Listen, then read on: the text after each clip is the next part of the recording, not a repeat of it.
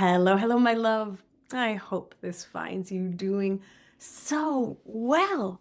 My darling tender ravioli, this is the first new podcast episode of 2026, and wow, am I so delighted, grateful, and honored to be here with you all for our seventh year? Whoa, another year of learning and growing together. What a delight. This episode was inspired by a client who said, listen, I want to stop emotional outsourcing, but there is a part of me that feels really scared because I've been doing this my whole life and I'm realizing I don't really know who I am without these habits. And I got to say, that makes so much sense. So I wanted to start our year off together by looking at all of that, those fears and what's on the actual other side of emotional outsourcing. Because listen, I got to say, it's pretty friggin' rad over here on this side, and I would be thrilled to welcome you to this interdependent life where we communicate directly, don't take things personally, make decisions with ease without second guessing ourselves endlessly, know our limits, set healthy boundaries, and know who we are in our bodies somatically.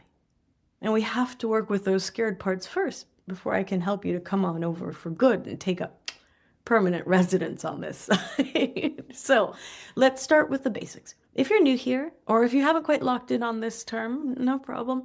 Emotional outsourcing is my term that I created. And it's when we hand over our sense of safety, worthiness, or okayness to another person or an external situation. It's when we feel that we need someone else to be happy so we can feel okay.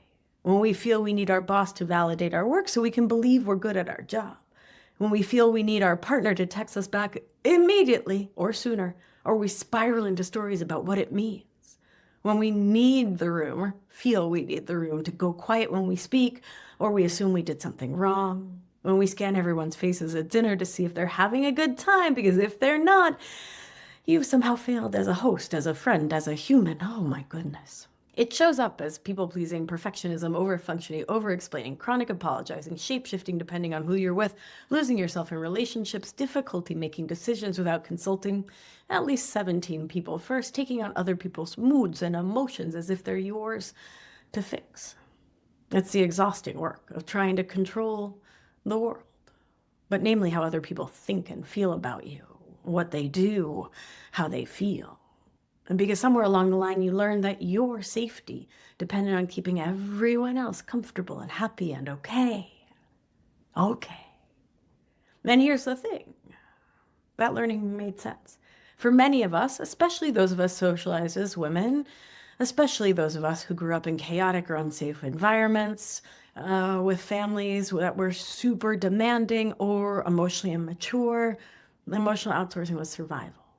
It was adaptive. It was brilliant. It kept you safe. Your nervous system got really good at reading the room, predicting needs, managing other people's emotions before they even felt them. You became an expert at making yourself small, palatable, helpful, indispensable. So of course, there's a wise and loving, protective part of you that's scared to let that go. But of course, because who are you without that? What happens when you stop performing, when you stop managing, when you stop making yourself into whatever shape you think people need you to be? Really good questions. And those are the fears, right? The fear that without emotional outsourcing, you'll be alone, rejected, that people won't like you, that you'll lose relationships, that you'll discover you're actually selfish or mean or too much or not enough, that you'll hurt people, that you won't know what to do with yourself. That the unknown is scarier than the exhaustion and burnout and that you know all too well. And I want to really very clearly honor that fear. I want to say to that part of you, I see you. You're not wrong for being scared. This has been your strategy for staying safe, for staying connected, for staying worthy in your own eyes and the eyes of others. And now someone, me, your therapist, a book, your own wise body, is suggesting you let it go. And that feels massive and terrifying and maybe impossible. So let me paint you a picture of what's actually on the other side, because I used to live somewhere around neck deep in codependent, perfectionist, and people-pleasing habits, and I've done so much work, thought work, somatic work, deep work. And my love, Let me tell you what, it is so good over here. And I need you to know that before we can do the work of coming over here together, right? You got to know that there's a good destination awaiting you. Let's start with something simple and so revolutionary, it might make you want to cry. Imagine going to a dinner party or throwing one, that's even worse, and not spending the entire time monitoring everyone's experience. Not scanning faces, not jumping up to refill drinks before anyone asks, not telling that story you don't even want to tell, but you do think it'll make someone laugh, so fine. Not staying late when you're exhausted because leaving might seem rude. Instead, you show up. You bring something if you want to. You have conversations that actually interest you. You notice when your body is getting tired or overstimulated. You say, hey, this was a delight, and I'm going to head out when you're ready. And then you leave. And you don't spend the next 3 days reviewing every interaction for evidence that you said something wrong or you weren't good enough or other people are judging you. You just enjoyed what you enjoyed, connected where connection happened, and went home when you were good and done, not on anyone else's timeline, but on your own. You don't need the party to go a certain way for you to be okay. You don't need everyone to absolutely love you. You don't need to have been the most charming or the most helpful or most interesting person there. You were just there as yourself, as you. And that was enough. God, can you even imagine that? Because you know what? That's actually available to you. That exact experience. Here's another one. Imagine your partner comes home in a grumpy, bad mood. They're short with you. They go straight to the bedroom and they close the door. In emotional outsourcing mode, you are immediately spiraling. What did I do? Are they mad at me? Did I forget something? Should I go in there? Should I give them space? Oh no, what if they're reconsidering the relationship? What's happening? Let me review the last 3 days of interactions. Let me think about what I could have done, what I could have done differently. What's wrong with me? Let me make their favorite dinner. That'll do it. Let me do that. Let me fix this. Let me clean the house. Let me spin myself into a tailspin. On the other side of emotional outsourcing, yeah, you notice they're upset. You feel some sensation in your body. Maybe your chest tightens a little. Maybe your shoulders come up or your jaw tenses, but you notice that.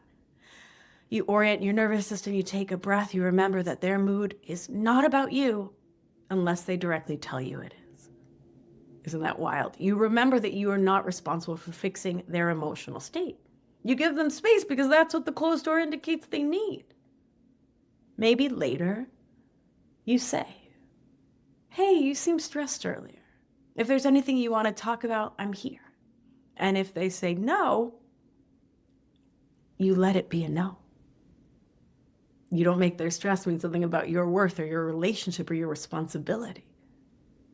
And you don't take it personally. You stay in your own body, in your own lane, and you let them have their experience. You let them process in their own time and way. And so that version of you honors their partner, but also gets to have a peaceful evening when someone else is struggling.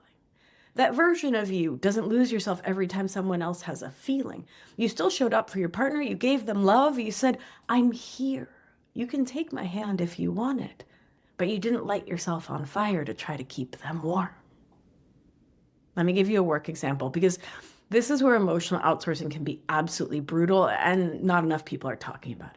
So you're in a meeting and someone criticizes your idea. Not in a mean way, just like, hey, I don't think that approach will work because of X, Y, but also Z. Emotional outsourcing version of you, face gets hot, immediately starts explaining and defending and over-justifying, and then spends the rest of the meeting silent, convinced everyone thinks you're incompetent. Spends the rest of the day replaying it. Considers updating your resume, maybe takes a little look at the old LinkedIn, texts your partner, I think I'm getting fired. You can't focus on anything else. You're catastrophizing, like we talked about in episodes 285 and 134. On the other side, someone disagrees with your idea. You feel that initial hit of activation, maybe defensiveness, shame, anger. Okay, you notice it in your body. You take a breath. You say, that's a fair point. Let me think about that. Or, oh, listen, I see it differently because of why. I'm open to other approaches. And you move on. Maybe you think about it later and decide they had a good point. Maybe you still think your idea was better. Either way, You don't make their disagreement mean that you're bad at your job. You don't lose 3 days to shame spiraling. You just had a professional disagreement and your nervous system didn't collapse. How amazing is that, right? Do you see how different that is? Like, do you see how much energy you get back on the other side of emotional outsourcing? Here's what else is different. You get to have preferences, like actual preferences that you state out loud without 473 disclaimers. Listen, I'd rather do Thai food tonight than Italian. I don't really care, like whatever everyone else wants. I'm easy. I'll eat anything. Actually, Italian is great too. I was just thinking maybe Thai, but like seriously, whatever. I'm not picky. Don't worry about me. I'm fine. Don't worry about it. No, just like I'd rather do Thai tonight. And then the group decides and you're okay either way because you stated your grown-up preferences. And now it's just a collective decision, not a referendum on your worthiness, right? It's not a story about, do I matter to them enough to pick no. Nowadays, on the other side, you get to say no without a performance of how sorry you are and how much you wish you could say yes and hear all the reasons you can't. Just, nah, no, thank you. That doesn't work for me. Or, oh, no, I'm not available. Or even just, no. Full sentence. Complete thought. You get to stop explaining yourself constantly, stop over-justifying every decision, stop needing everyone to understand and approve of your choices before you can feel okay about making them.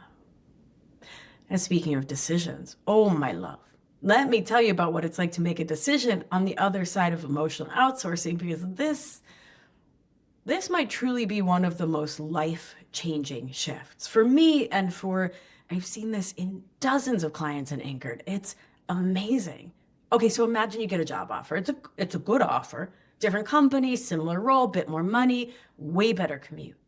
Emotional outsourcing version, you immediately start polling everyone. What do you think I should do? You call your mom, my mom, your best friend, your partner, your mentor, your college roommate. You make a pros list, you make a cons list, you make a different pros and different cons list. You lie awake at night, running scenarios.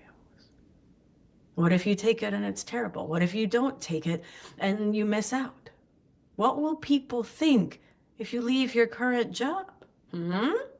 What will your current boss think? You Google, how to know if you should take a new job at 2 a.m. You read articles, you take quizzes, you're in your head constantly, spinning, anxious, unable to land anywhere. You ask your partner again what they think. You change your mind 4 times a day. The deadline approaches and you, my love, are paralyzed, terrified of making the wrong choice, desperate for someone to just tell you what to do. Ugh. Meanwhile, you on the other side, you get the offer, you sit with it, you check with your body. When you imagine taking this job, what happens? Maybe there's excitement. Maybe there's dread. Maybe there's curiosity. You notice.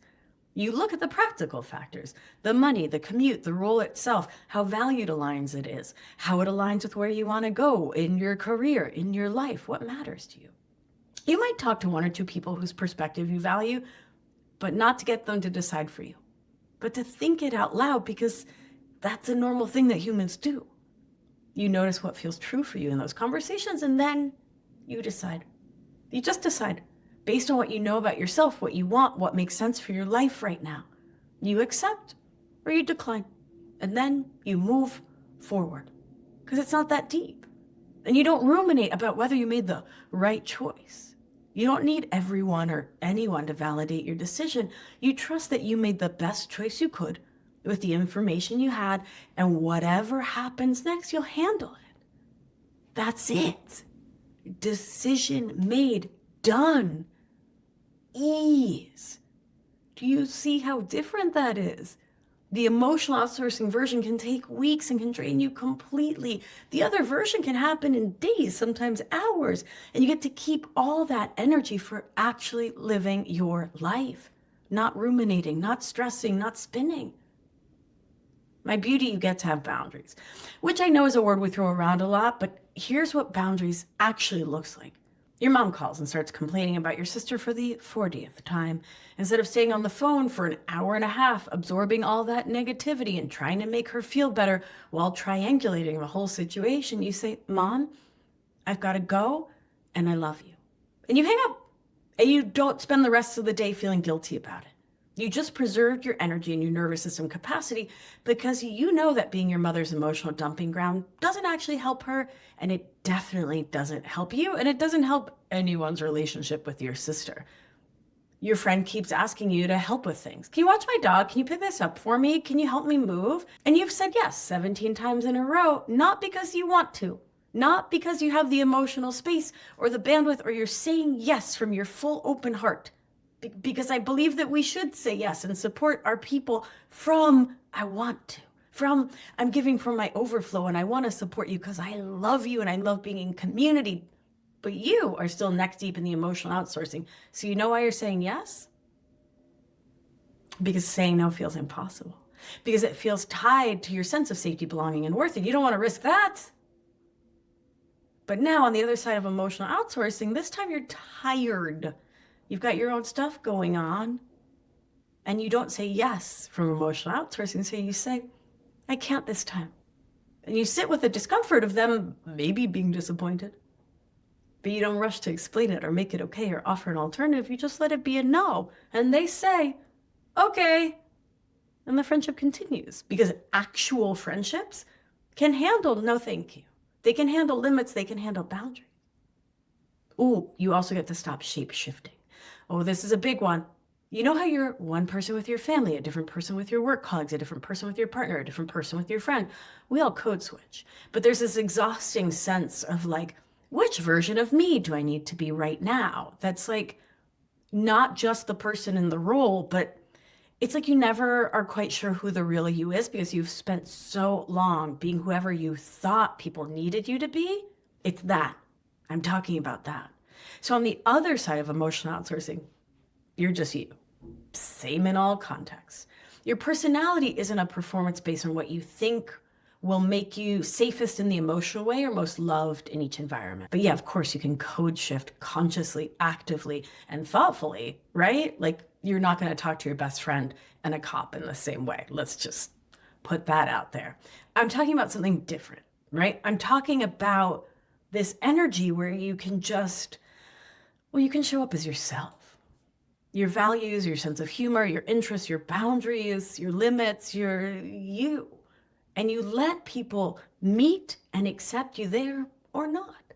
And yeah, for sure, that means some people won't like you as much, of course. Some people definitely preferred the version of you that did whatever they wanted. But the people who stay, ooh, they're actually with you, the real you. And that connection is so much more nourishing than the exhausting performance of trying to be everything to everyone. Oh, this one feels great. You get to stop taking things personally.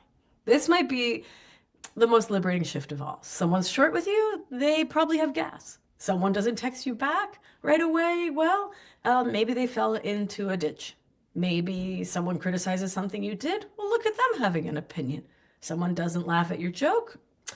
Well, I guess they just didn't think it was funny. I do. I think it's funny. Send me your jokes. None of them has to mean something about your worth. None of it has to be evidence that you're too much or not enough or fundamentally unlovable. It's just life. It's just people having their own experiences that actually have very little to do with you, because we're all just projecting our own fears, our unmet needs. We talked about unmet needs recently. We're projecting that on everyone around us. And when something actually is about you, when someone is genuinely upset with you about something you did, you get to hear it without collapsing. You get to say, tell me more about that. And then actually listen instead of immediately defending or apologizing or shutting down. You get to consider whether their perspective makes sense. You get to apologize if an apology is warranted. A real apology, not a reflexive, I'm sorry for existing. You get to learn and adjust. And you get to disagree if you disagree. And you get to say, I hear that you're upset about this and I see it differently. If you're wondering, wait, actually, side note, how do I apologize?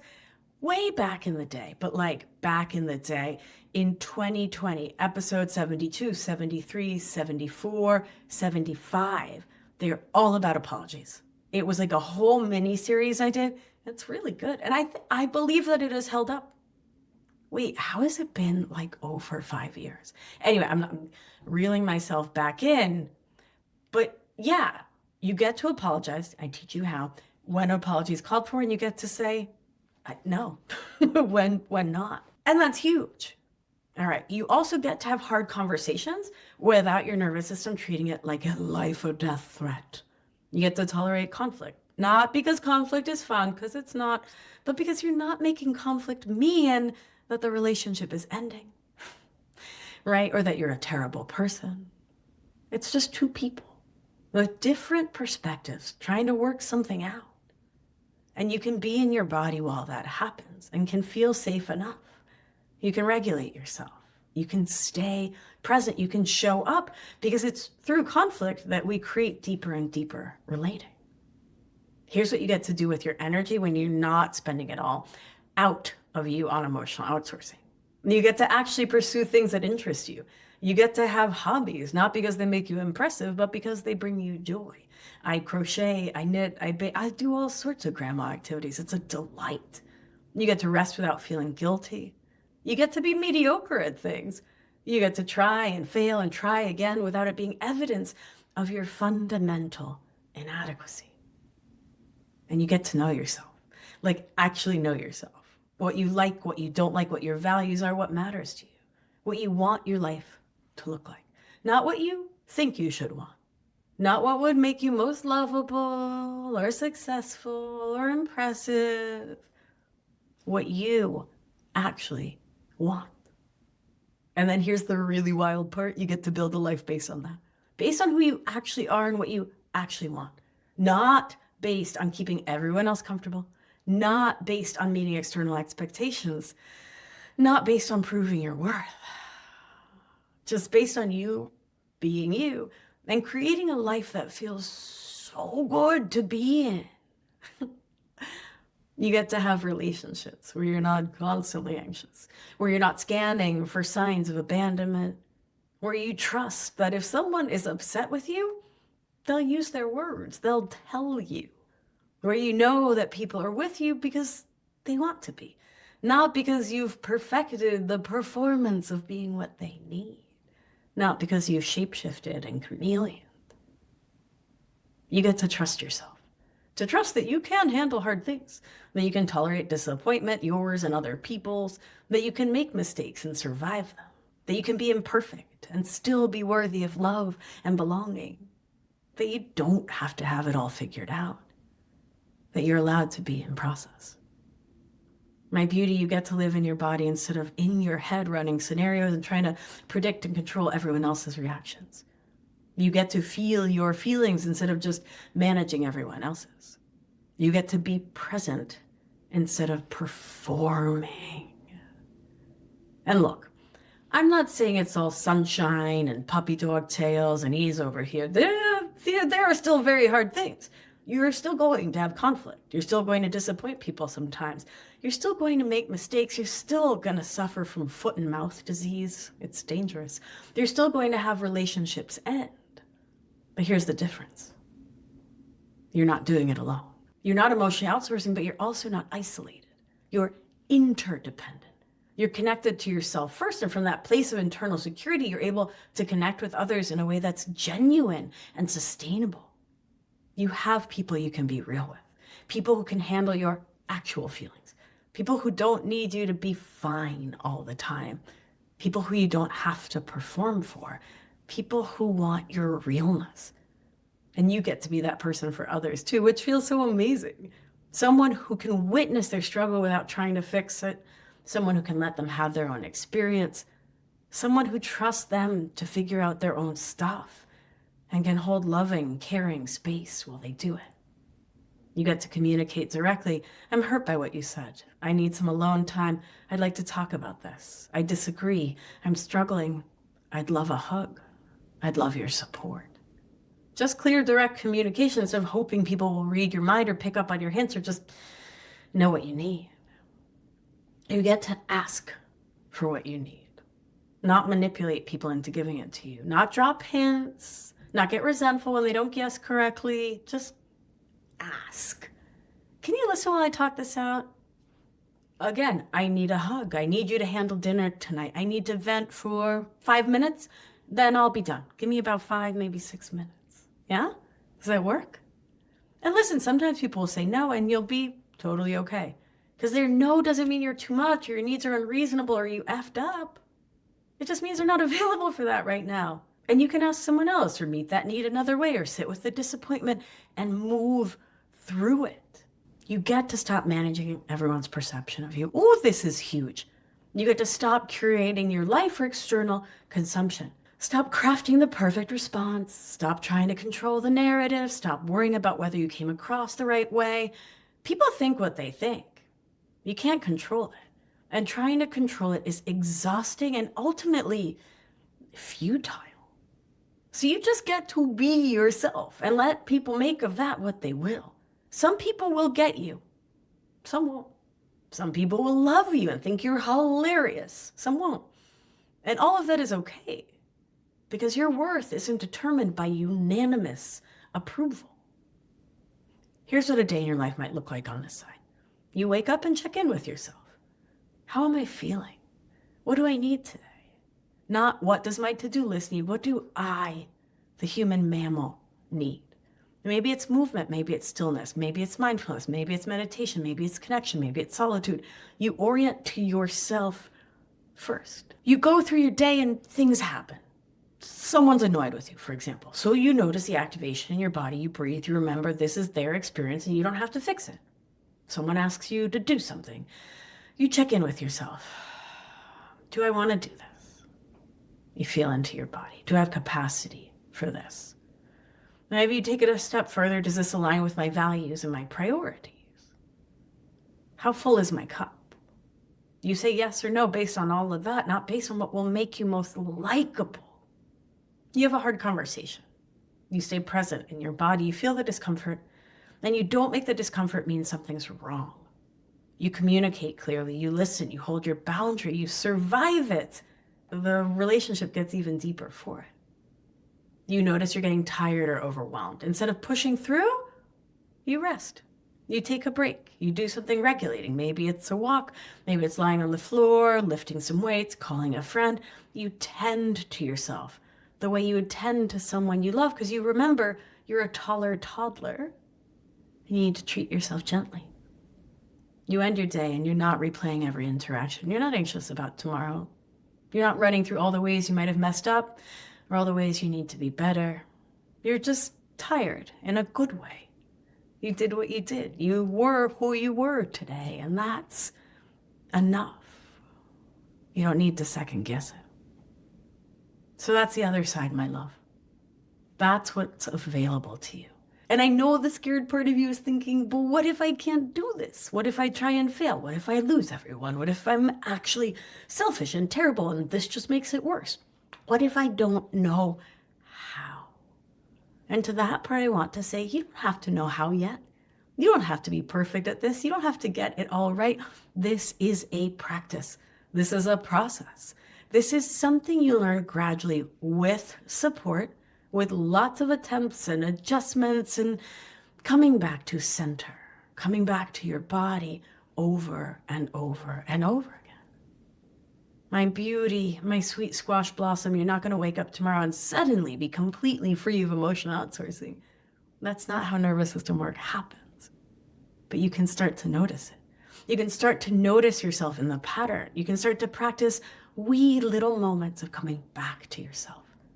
And those little moments, well, they add up. They build on each other. They create new neural pathways. They teach your nervous system that you can be safe, even when you're not managing everyone else. Whew. And listen, no, you're not going to lose everyone. The people who are supposed to stay in your life will stay. The people who only wanted the performing version of you, they're likely to drift away. And listen, that's actually a good thing, even though it hurts. Because my beauty, you're making room for relationships that are real and mutual and nourishing, and what's meant for you will not pass you by. I believe that so deep in my heart. Listen, if you're listening to this show and worrying about this, you're probably not selfish. And setting boundaries isn't selfish, and having needs isn't selfish, and taking care of yourself isn't selfish. Letting other people responsible for their own feelings isn't selfish. It's healthy. It's necessary. It's what allows you to show up as your full self in relationships instead of as a depleted, resentful, performing version of you. This life I'm describing, it's not only possible, it's your birthright. You were never supposed to carry everyone else's emotional experience. You were never supposed to disappear yourself for the comfort of others. Poof. You were always supposed to be able to trust your own knowing, to set your own boundaries based on your own limits, to take up space, to make mistakes, to be imperfect, to be human. And getting there, coming over to this side, that's what all the work is about. That's what we're doing when we're learning to regulate our nervous systems, when we're practicing boundaries, when we're noticing our patterns, when we're being gentle and compassionate with ourselves, when we're building distress tolerance, when we're learning to communicate directly. We're building the capacity to live this way, to live free, to live as ourselves, to live without the constant exhausting work of emotional outsources. And my love, you can do this. I know you can, because I've seen thousands of people do it in Anchored. I've done it myself. I've watched my clients go from anxious and performing and exhausted to grounded and clear and able to trust themselves and make decisions with ease. I've watched them feel their limits in their bodies and set boundaries they never thought they could set. I've watched them have conversations they never thought they could have. I've watched them choose themselves over and over until it started to feel natural instead of terrifying. This is all available to you, all of it. And if that scared part of you needs some reassurance, needs some support, needs some loving, caring guidance on how to get to there, that's literally exactly what I do. It's my passion. It's what all my work is about. Teaching you how to end emotional outsourcing, how to come home to yourself, how to build the life I've been describing. So let this be your invitation. Let this be the picture of what's possible. Let this be the hope you need to take the next step, whatever that step is for you. You don't have to live in constant anxiety about other people's feelings. You don't have to perform your way through life. You don't have to disappear yourself to be loved. There's another way, and it's so good over here, and I cannot wait to welcome you home. My love, thank you for listening. Thank you for being here. Thank you for being willing to imagine something different for yourself. If you would like my expert support in a loving community of others dedicated to doing this work, you're going to want to join us in Anchored, my 6-month program. We start February 23rd, and I cannot wait to welcome you to this loving community. Learn more and apply now. It fills up super fast. BeatriceAlbina.com/anchored. All right, beauty. You're doing great. Really, you really are. Let's do what we do. Gentle hand on your heart should you feel so moved. And remember, you are safe. You are held. You are loved. And when one of us heals, we help heal the world. Be well, my beauty. Ciao, ciao. I'll talk to you soon.